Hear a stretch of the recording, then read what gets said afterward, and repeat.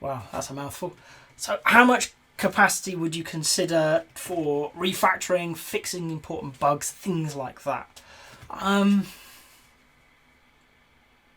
Yeah, none. There you go. Nice and easy.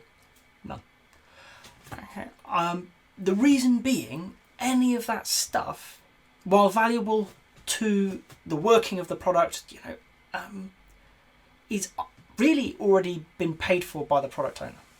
So stopping work to do that seems unfair. It doesn't mean you don't deal with it, we just need to deal with it in a different way. Okay, so bugs. How do we deal with bugs? Put them on the backlog. Alright. I would recommend sizing them the same way as you size everything else, but don't claim the point, if you're using points, towards the product as part of your velocity, if you're doing that. Okay, that's not part of your capacity. That is reducing your capacity for doing actual productive work. So instead of saying we'll take out X hours to do bug fixing, why? Maybe they're not the most important things. Put them on the backlog, order them against everything that you've got, okay, and let's see. Maybe it'll come to the top, maybe it'll come towards the top, maybe there's no bugs in sight when it comes to planning, and therefore you're not working on bugs this sprint. Now, some of you are probably saying, yeah, if it's a showstopper, if your system falls down, if the building's on fire, you probably want to deal with that. I don't think we need to talk about those ones. Use some common sense, a little bit of practical application here would be handy. It's for the things where there's a judgment call to be made. That judgment call really belongs with the product owner, the person who is effectively buying the time. What you want to do is give them the ability to judge, is this important or not? And this is going to require conversations with the product owner and the developers and maybe the Scrum Master there to keep the wheels greased, keep things moving along. But it's not for the developers to decide this bug being fixed is as important as that feature being shipped, because the product owner may disagree. So in a conversation, get it on the backlog, get it ordered against all of the other types of work that are already in that backlog and deal with it that way. Don't reduce your capacity and say, you know what, we're going to apply tax to you, product owner dearest. We're going to tax you because we've made mistakes. That's all a bug is. It's a mistake. Instead say, we're going to work on the most valuable things we can, and some of them are going to be bugs. Okay, because we are going to make mistakes, we're still human. But we're going to let you decide which bugs are important to you and which aren't. Please come and talk to us, because some of these are going to be very technical. They're going to be hard to understand. And we're going to do our best to help you understand so you can do your best and order it. And by the way, please trust us when we say it's a showstopper and we just need to get it fixed. Please give us that trust that we will.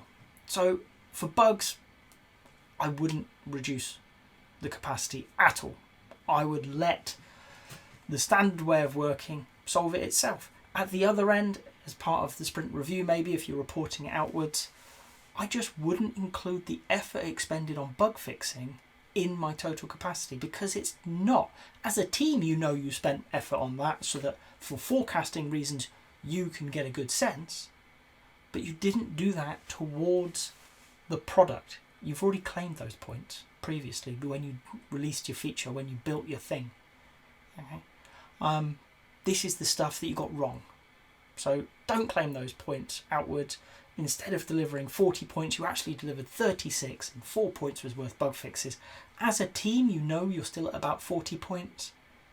And you can go into planning and move forward. But as far as everybody else is concerned, that's you fixing your mistakes. Don't claim it.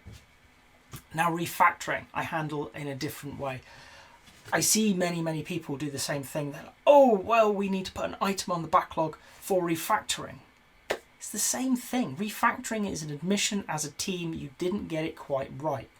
It may not be a bug, it may work, okay, but it could be better.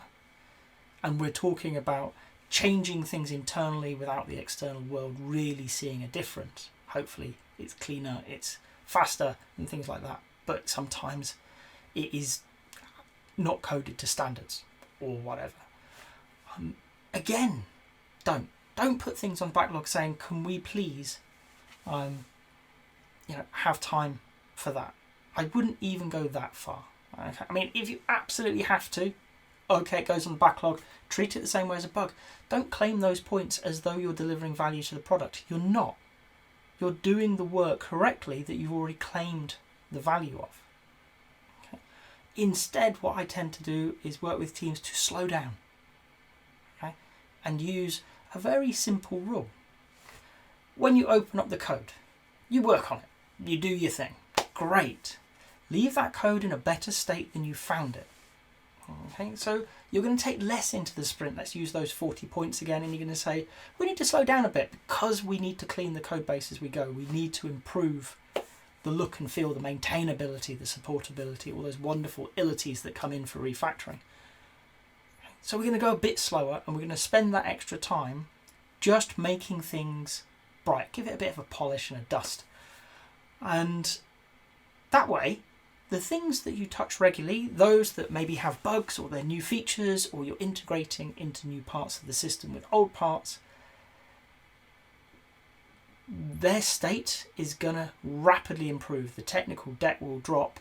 Hopefully you're putting your unit tests around it properly. All of these things that you're often using refactoring as a get out of jail free card for are all being done because you're going that bit slower. Okay, so you're taking that little bit less into your sprint in the short term so that in the future you can accelerate again. You're getting the house back up to standard. Instead of as a big spring clean, you're doing little and often. The product owner is still receiving value every sprint. Okay, not as much as they could, but we work with enlightened product owners. They understand the importance of keeping on top of things. Okay, because the reality is, if we don't do that, we're going to end up with a horrible thing that you may come across called a refactoring or a hardening sprint. An opportunity for the developers to not deliver anything useful for a few week period and just fix the things because they got them wrong. And when I think of those, I'm deeply upset, to be honest, that developers think that's an acceptable thing. Because when you ask it, can you think of any service you pay for where you'd be happy to turn up, pay the bill, and get nothing? That's what a refactoring sprint is. You're turning around to your product owner and saying, I want you to pay for this sprint. I want you to invest in us as a team and our ability. And by the way, we're not going to do anything for you for the next few weeks. We're going to fix a load of stuff that we did. Imagine taking your car to the garage. You're going in for a service, service and MOT. You need a piece of paper out the other end to say that you're allowed to drive your car on the road. So you drop your car off. And about lunchtime, you get a phone call saying, yeah, and you're given a price and you pay the price on their wonderful apps that they all seem to have got now. Right? And then at the end of the day, your friend drops you over, you get there and they say, oh, no, we haven't done the work, but our workshop's a lot cleaner now, thanks. You're going to be livid. How would a business work that way? That's a refactoring sprint. That's precisely what you've just done to your product owner. Okay? So instead of going that far, just take some more time out. Have that conversation with the product owner. Help them understand, yeah, there's some bad stuff in the system. Yes, we created it, or previous incumbents created it. Always blame the old devs. And we're going to have to go a little bit slower than we can to make sure that everything is brought up to scratch. Everything is to the right quality for this product, because it's not today. It may have been to the right quality that we considered before, but we've moved the bar, we've improved it, and we want to make sure that this product is properly the level that we need it. Okay.